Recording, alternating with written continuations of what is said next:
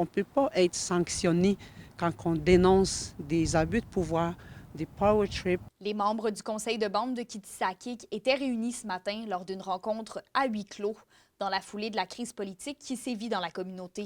Butée à un refus de pouvoir participer à la réunion, la directrice générale continue de dénoncer les agissements du dirigeant et des élus qu'elle considère d'antidémocratiques. Je me suis fait tasser sans avis, sans aucune considération, sans évaluation de la part du conseil par l'entremise du chef.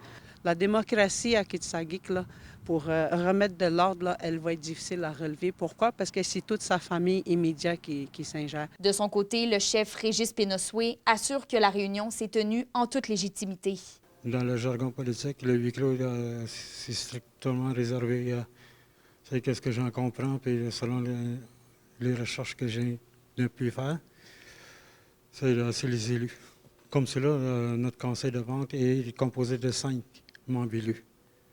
Un chef, un vice-chef et 3 conseillers. Pour mettre la lumière sur les allégations des derniers mois, le conseil de Kitsakik a pris la décision de mandater la firme Cain Lamar afin de mener une enquête indépendante. 14 employés de la communauté sont également suspendus avec solde pour une durée indéterminée en raison d'actions qu'ils auraient posées à l'égard du conseil. C'est une demande qui a été faite.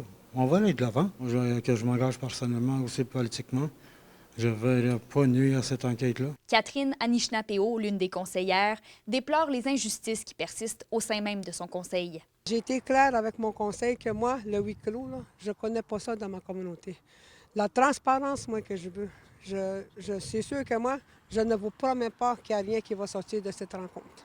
Depuis lundi, des membres de Kitsakik bloquent l'accès à la communauté aux travailleurs qui proviennent de l'extérieur afin de mettre de la pression sur le conseil de bande. Je ne sais pas qu'est-ce qui se passe. Tous les projets, entre autres l'éducation, tous les développements ont tous été arrêtés. Aussi longtemps que la résolution n'a pas été signée, mais on va rester là. C'est sûr que ça va dépendre de ce qui va arriver. Le chef de la communauté demande la levée du barrage et le maintien de l'ordre public. À partir de là, nous, là, le blocus, c'est qui saisse. Là, on a mis des choses en place pour faire la lumière de cette situation-là. Kémilia La Liberté pour RNC Nouvelles.